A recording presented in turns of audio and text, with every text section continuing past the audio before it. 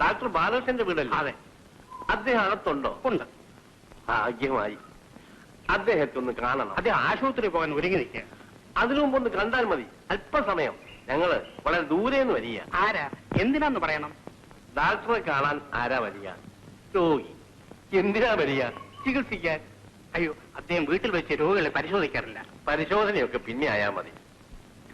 ഇത് അദ്ദേഹത്തിന്റെ കൈ കൊടുക്കും. വലിയൊരു കൂട്ടുകാരന്റെ കത്താ.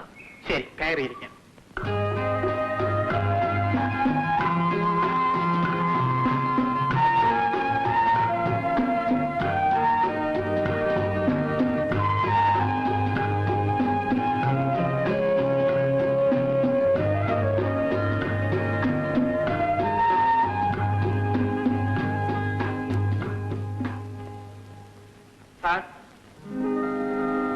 എന്താ പോകുന്ന? പുറത്ത് രണ്ടുപേരും വന്ന് നിൽക്കുന്നു. അച്ഛനും മകളും വന്നാ തോന്നുന്നത്. ആരാ എന്താന്ന് ചോദിച്ചില്ലേ? മൂക്കിലേക്ക് എന്തോ അസുഖമാണെന്ന് തോന്നുന്നു. ആശുപത്രി വരാൻ പറഞ്ഞില്ലേ? ഒരു കത്ത് തന്നിട്ടുണ്ട്. വല്ല റെക്കമെൻഡേഷൻ ലെറ്ററും ആയിരിക്കും. എനിക്ക് ഔട്ട് പേഷ്യന്റ് ഡ്യൂട്ടിയാണ്, ആശുപത്രി വെച്ച് കാണാമെന്ന് പറയും. ആ കത്തോടെ വെച്ചേക്ക്.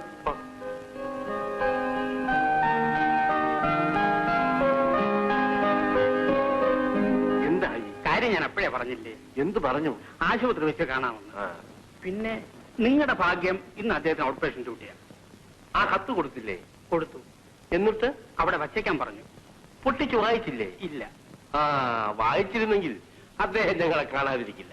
സാരമില്ല, നമുക്ക് ഔട്ട് പേഷ്യന്റിൽ പോയി കാണാമല്ലോ. അവിടെ വെച്ച് കാര്യങ്ങളൊക്കെ പറയാമല്ലോ.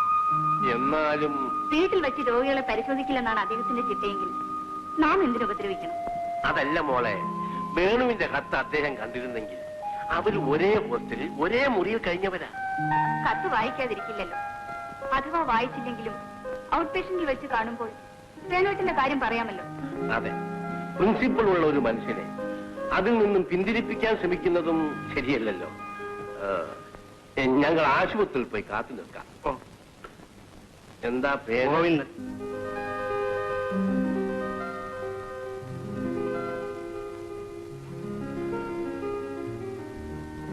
അവർ ഔട്ട് പേഷ്യന്റിലേക്ക് പോയി. കത്ത് വായിക്കുന്ന കാര്യം പ്രത്യേകം ഓർമ്മിപ്പിച്ചു. കൂടെ താമസിച്ച് പഠിച്ച ആളിന്റെ കത്തെന്നാ പറഞ്ഞത്. കൂടെ താമസിച്ച് പഠിച്ച ആളോ? അതെ.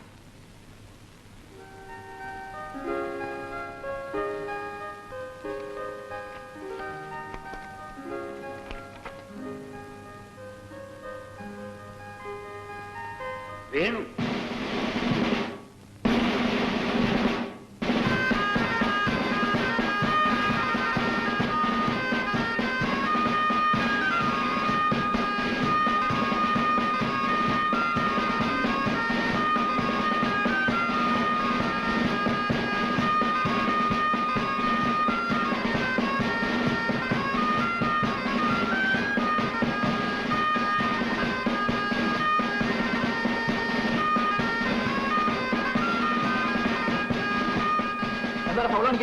കാണിച്ചാൽ എന്ത് ചെയ്യും?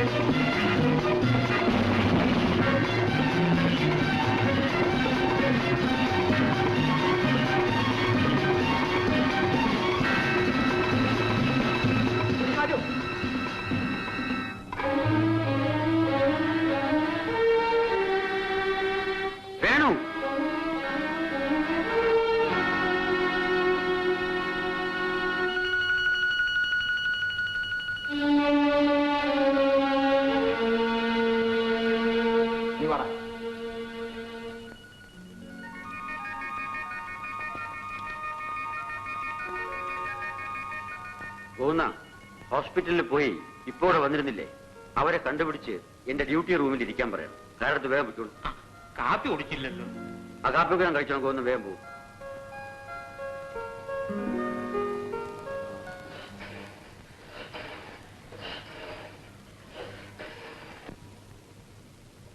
ഹലോ, ഞാൻ ഡോക്ടർ ബാലകൃഷ്ണനാണ്. ഡോക്ടർ തോമസ് അവിടെ ഉണ്ടോ? അദ്ദേഹത്തോട് പറയണം ഞാൻ വരാൻ അല്പം വൈകും. എനിക്ക് വേണ്ടി OP ഒന്ന് അറ്റൻഡ് ചെയ്യണമെന്ന്. ആ.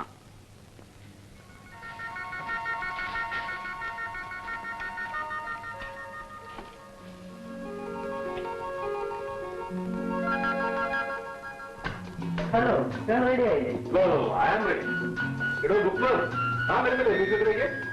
ഞാൻ വരുന്നില്ല. ഏതോ രോഗാണുക്കളുടെ മരണത്തിൽ ദുഃഖിച്ചിരിക്കുകയാണ്. സാരമില്ലടോ, ഒരു രോഗാണുവിനെ കണ്ടുപിടിച്ച് കൊല്ലുമ്പോൾ കണ്ടുപിടിക്കപ്പെടാത്ത മറ്റായിരം എണ്ണം ഉണ്ടാവും. So don't worry. എനിക്ക് വാ. എനിക്ക് നാളെ ഈ ബുക്ക് മടക്കി കൊടുക്കും. പക്ഷേ കർമ്മമായി വന്നാലേ പഠിച്ച തയ്യൽ കയറും. ഇതൊന്നും പറഞ്ഞാൽ എവന്റെ തലയിൽ കയറിയില്ല. വാ, നമുക്ക് പോവാം. 6 മണി കഴിഞ്ഞാൽ ആ പെമ്പിളരൊക്കെ അവിടുന്ന് പോകും. നമ്മൾ അല്പമെങ്കിലും വായി നോക്കില്ലെങ്കിൽ അവറ്റകൾക്ക് നിരാശ തോന്നും. തന്നെയുമല്ല, അവർ നമ്മൾ ശപിക്കും. ആ ശാപാഗ്നിയിൽ നമ്മളുടെ യൗവനം നശിക്കും. നീ ഇവിടെ ഇരുന്ന് ഈ പുസ്തകം അടിച്ചു തന്നു. ഞാൻ പോകും. പോകുന്നതൊക്കെ കൊള്ളാം. ടീച്ചിട്ട് കൊടുക്കാൻ അറിയ സമയമില്ല. ഒടുവിൽ ഇതെഴുതിത്ത അത് വരച്ചതാന്ന് പറഞ്ഞ് എന്നെ ഉപദ്രവിക്കരുത്. എന്ത് തേച്ച്, എന്ത് എഴുത്ത്, എന്ത് വരപ്പ്. അച്ഛനില്ല, അമ്മയില്ല, സഹോദരങ്ങളില്ല. ആകപ്പാടുള്ളത് ഒരമ്മാവനും അങ്ങനത്തെ 4000 പോലും പോലും. ഇതിന് രണ്ടും എന്റെ ഇടയ്ക്ക് അലർജി. പിന്നെ ആർക്ക് വേണ്ടി? സൗന്ദര്യം കാണിക്കാൻ മെനക്കെട്ട് നടക്കുന്ന പെമ്പിളരെ സന്തോഷിപ്പിച്ചാൽ മോക്ഷമുണ്ട്. അറ്റ്ലീസ്റ്റ് നമ്മുടെ യൗവനം നിലനിൽക്കും. പഠിച്ച് റാങ്ക് വാങ്ങി നല്ല സ്ത്രീധനം വാങ്ങി ഒരു പെണ്ണും കെട്ടി. എന്നിട്ട് അവർക്കും അവളുണ്ടാകുന്ന പിള്ളേർക്കും വേണ്ടി കഴുതയെ പോലെ ജോലിയും എടുത്തു. ബായ്.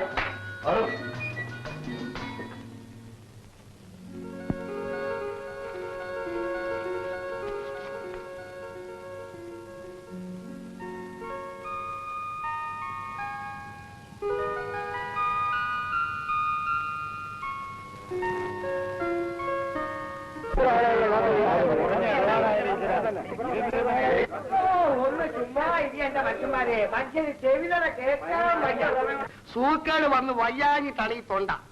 അപ്പൊ സൂക്കേട് വന്നെങ്കിലോ? ഇവിടെ വിത്തക്കാടി ഇങ്ങോട്ടോ. അതേതാ ഒരു പക്ഷി? പക്ഷിയല്ല, മനുഷ്യനാ. തുടങ്ങിയിട്ട് കുറെ നാളായി. സ്ലിപ്പ്. ഓ എടാ ഗുഹരാജ, ഈ സ്ലിപ്പ് കൊണ്ടുവരാൻ ഇത്രയും താമസിച്ചത് എന്താണ്? ഇവരെ പിടിച്ചു നിർത്താൻ ഞാൻ എന്ത് പാടുപെട്ടെന്നറിയാമോ? ആ സ്ലിപ്പ് എഴുതുന്ന നേഴ്സിന് ഛർദില്. ഒരു സ്ലിപ്പ് എഴുതും, അടുത്ത ബാത്റൂമിലേക്ക് ഓടും ഛർദിക്കാൻ. എന്നിട്ട് വന്നിട്ട് വേണം അടുത്ത സ്ലിപ്പ് എഴുതാൻ. കാര്യം എന്താണെന്ന് അറിയാമോ? ഗർഭം. ഓ ഭഗവാനെ, അവർ സന്താന നിയന്ത്രണത്തിന്റെ ചീഫാണ്. അവരങ്ങനെയായാൽ ഈ സന്താനം എന്താവും? ചുമ്മാ ചലക്കാട് പേര് വായിക്കുപോയി ഇരുന്നിരുന്ന് നാടു കഴിക്കുന്നു. എന്നാ താൻ അവിടെ കിടക്കും. അണ്ണാ, ബെല്ല് ബെല്ല്. സിസ്റ്റർ ഛർദിച്ചിട്ട് വീണ്ടും വന്നു കാണും. എന്നാ നീയും കൂടി പോയി ഛർദിക്കേ. Francis Xavier. അല്ലല്ല, ഫ്രാൻസിസ് സേവിയർ. ചേടാ, ഈ പേര് ഈ ആസ്പത്രി തുടങ്ങിയ കാലം മുതലേ ഉള്ളതാണല്ലോ. ഇയാൾ ഇപ്പോഴും ജീവിച്ചിരിക്കുന്നു. ചാവാൻ പറ്റിയില്ല, ഒന്ന് ക്ഷമിച്ചേടാ. എന്നാ താനിങ്ങോട്ട് വാ. തന്റെ ചുമ ഇന്ന് ഞാൻ നിർത്തിത്തരാം. ഒരു കുട്ടി വേണ്ട, താനിങ്ങോട്ട് വാ. വാ.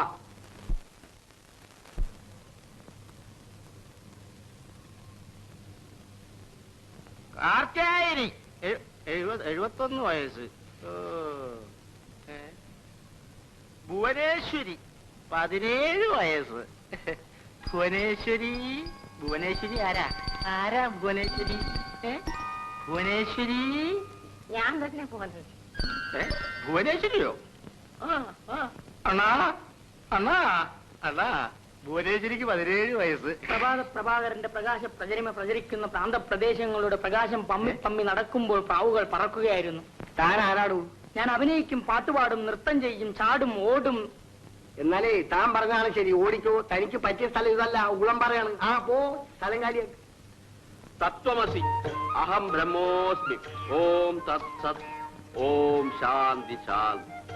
ഒന്നായ നിന്ന ഇഹ രണ്ടെന്നു കണ്ടളവിലുണ്ടായൊരിണ്ടൽ ബദമിണ്ടാവതല്ല മമ. സ്വാമി, ഇത് ആശ്രമമല്ല, ആശുപത്രിയാ. നമ്മുടെ ജ്ഞാനദൃഷ്ടിയ അത് കണ്ട് മനസ്സിലാക്കിയതിന് ശേഷമാണ് ഇങ്ങോട്ട് ഇറങ്ങി പുറപ്പെട്ടത്. നില്ല. ചീട്ട് എഴുതിച്ചോ? നമുക്ക് ചീട്ടിന്റെ ആവശ്യമില്ല വത്സ. ഡോക്ടർ ബാലകൃഷ്ണന് ദർശനം നൽകണം, അനുഗ്രഹിക്കണം, തിരികെ പോകണം. അദ്ദേഹത്തെ ഇപ്പൊ കാണാൻ സാധ്യമല്ല, വരാൻ കുറച്ച് താമസിക്കും. എന്നാൽ ആസനം തരൂ, നാം ശാന്തിയോടെ ഇവിടെ കാത്തിരിക്കാം. ആസനം? അതെ, ആസനം, ഇരിപ്പിടം. ഓ, ഇരുന്നോ.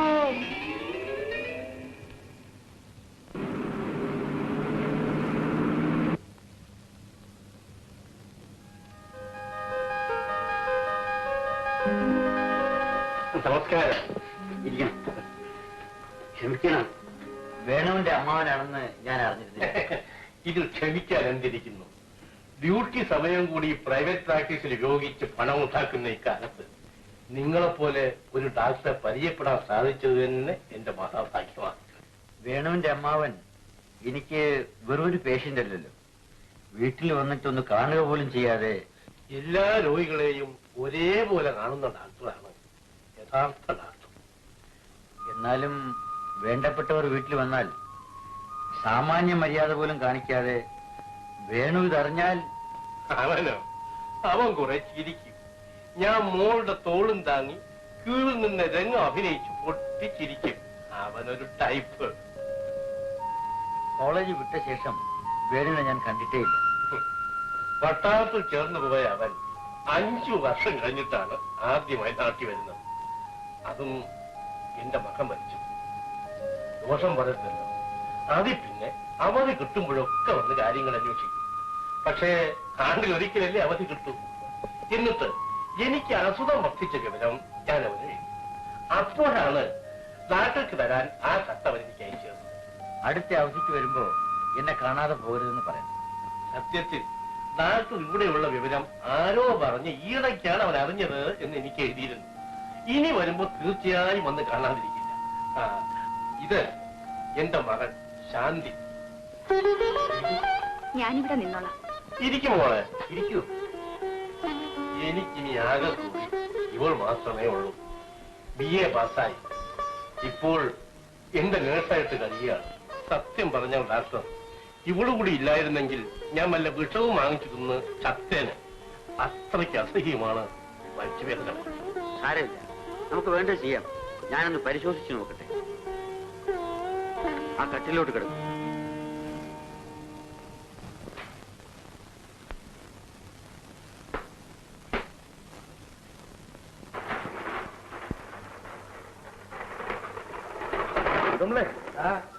നമ്മുടെ ആ പേവാദിന്റെ കാര്യം ഇനിയും ശരിയായിട്ടില്ലല്ലോ. You see I am very congested here. എന്റെ കാര്യം സാരമില്ല. I have requested Alamel വാട്സോ.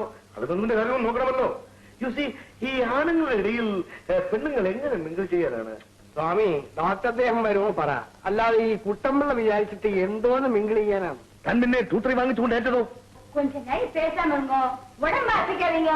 குட்டமில்ல, நீங்க போங்க. இது வயசு. എന്തൊക്കെയുണ്ട് ബ്ലാസ്റ്റർ സാറേ? പൊറിക്കെട്ട് അഴിക്കാറായില്ലേ? കുറച്ചാളായല്ലോ റോക്കറ്റ് വിടാൻ വെച്ചിരിക്കുന്ന പോലെ കാര്യങ്ങൾ വെച്ചിരിക്കുന്നു. കുട്ടമ്പിള്ള അണ്ണനെ എല്ലാം കളിയാ. ഞാൻ അനുഭവിക്കുന്ന പ്രാണവിനെ എനിക്കല്ലേ അറിയൂ. അത് കള്ളം. കുറച്ചൊക്കെ അമ്പുജാക്ഷിക്ക് അറിയാം അല്ലേ? അമ്പുജാക്ഷി അത് എനിക്കും അറിയാം അണ്ണാ. അതെങ്ങനെയാണ് സുന്ദര? ആട്ടെ, നിന്റെ മുടിഞ്ഞ കൊടിഞ്ഞിനും തല്ല എങ്ങനെ ഇരിക്കുന്നു? അയ്യോ, അതൊന്നും പറയണ്ട അണ്ണാ. അങ്ങനെ ഇരിക്കുമ്പോ അവനൊരു പിടിക്കും. മണ്ട പൊളർന്നു പോകും. അത് 113 വൃഷ്ടികൾ. എന്തോന്ന്? വൈക്കം സത്യാഗ്രഹം. അന്നത്തെ ലാത്തി ചാർജിന്റെ കാര്യം ഓർക്കുമ്പോ ഇപ്പോഴും തല ധരിക്കും. ഓ, എത്ര എണ്ണത്തിന്റെ മണ്ടയാ പിളർന്നെന്നറിയാമോ? അല്ല, അപ്പൊ നേതാവ് അവിടെ ഉണ്ടായിരുന്നു? അന്ന് അവിടെ ഉണ്ടായിരുന്നു. നല്ല കാര്യം. ഇവന്ന് തലയിലോട്ട്. അയ്യോ, എന്നിട്ട് തല അവിടെ തന്നെ ഉണ്ടല്ലോ. ആ തല അവിടെ തന്നെ ഉണ്ട്. എന്താ കാര്യം? ഞാൻ അടിയും പിടിയും കൊള്ളാതെ ഞാൻ ഓടി രക്ഷപ്പെട്ടില്ലേ? 1938 എനിക്ക് 19-ാം വാർഡിൽ 38-ാമത്തെ പേഷ്യന്റിനെ അത്യാവശ്യമായിട്ട് കാണും. നിങ്ങളൊരു കാര്യം ചെയ്യും. ഈ മരുന്ന് മാത്രം രോഗികൾ കൊടുത്താൽ പോരാ. നിങ്ങൾ ഈ നാടിന്റെ രാഷ്ട്രീയം കൂടെ പഠിക്കാൻ നിങ്ങൾ ശ്രമിക്കണം. സാർ, ഞാനത് കുറെ പഠിച്ചതിന്റെ പ്രത്യാഘാതമാണ് ഇപ്പൊ ഞാൻ മരുന്ന് കുടിക്കുന്നത് സാർ. ഇനി എണീറ്റിരിക്കും. Thank you doctor. അത് കൊണ്ടുപോയി ലാബിൽ കൊടുക്കും. 1-2 ടെസ്റ്റുകൾ കൂടി നോക്കാനുണ്ട്. ഒരു കാര്യം ചെയ്യാം, തൽക്കാലം ജനറൽ വാർഡിൽ അഡ്മിറ്റ് ചെയ്യാം.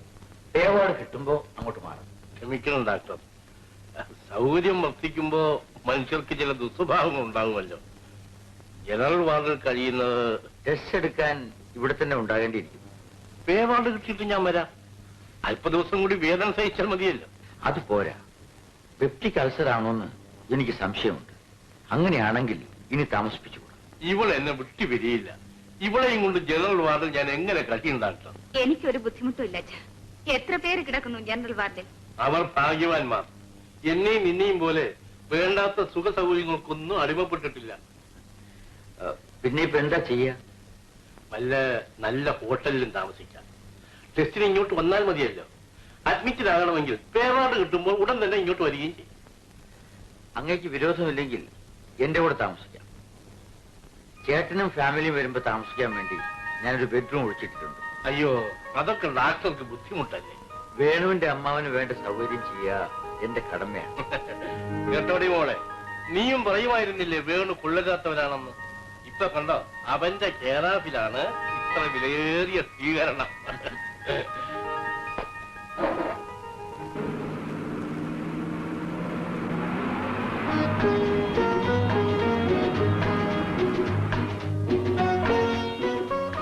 ആ പോകുന്ന ചേട്ടന്റെ മുറി ഒഴിച്ചു കൊടുത്ത് വേണ്ട സൗകര്യങ്ങളൊക്കെ ചെയ്തു കൊടുക്കും. ഞാൻ ഹോസ്പിറ്റലിൽ പോയിട്ട് ടെസ്റ്റിന് വേണ്ട ഏർപ്പാടുകളൊക്കെ ചെയ്ത് വണ്ടി ഇങ്ങോട്ടായി. ഉടനെ അങ്ങോട്ട് പോരണം. എനിക്ക് സമയമായി. അങ്ങനെ എന്താ തോന്നുന്ന അയന്നതുപോലെ അദ്ദേഹത്തിന്റെ ജ്യേഷ്ഠനും കുടുംബവും അല്ലാതെ മറ്റാരും കൂടെ താമസിച്ചിട്ടില്ല. എന്നാൽ അദ്ദേഹത്തിന്റെ അമ്മാവനും മോളുമാണെന്ന് കരുതിക്കൊള്ളണം. രാവിലെ കണ്ടപ്പോ രണ്ടുനാലൂപിലം കൊണ്ടൊരുത്തനെ തണ്ടിലേറ്റി നടത്തുന്നതും ഭവാൻ, മാറിയ മുകളേറിയ പന്നന്റെ തോളിൽ മാറാപ്പ് ഇറക്കുന്നതും ഭവാൻ എന്നാണല്ലോ. ഞാൻ പോയി മുറിയൊക്കെ വിളിച്ചിട്ടാണ്. ആ അദ്ദേഹത്തിന് പാട്ടെന്ന് പറഞ്ഞാൽ പ്രാണനാണ്. അത് കഴിഞ്ഞാൽ ഈ ബുക്ക് കേട്ടു, പാട്ടും കേട്ട് ബുക്കും വായിച്ച് അങ്ങനെ കിടക്കും. ഇത് രണ്ടും കൂടി എങ്ങനെ സാധിക്കണമെന്നാ ഗോവിന്ദന് സംശയം. ഒടുവിൽ അദ്ദേഹം അവിടെ തന്നെ കിടന്നങ്ങ് ഉറങ്ങും. ഉറയെ കഴിയുമ്പോ പാട്ട് നിർത്തി നെഞ്ചത്ത് നിന്ന് ബുക്കും മാറ്റിവെച്ച് ലൈറ്റ് വണച്ച് ഗോവിന്ദൻ പോയി കിടന്ന് ഉറങ്ങും. കുഞ്ഞിന് പാട്ട് ഇഷ്ടമാണോ? അവള് കുറെ കാലം പാട്ട് പഠിച്ചതാ.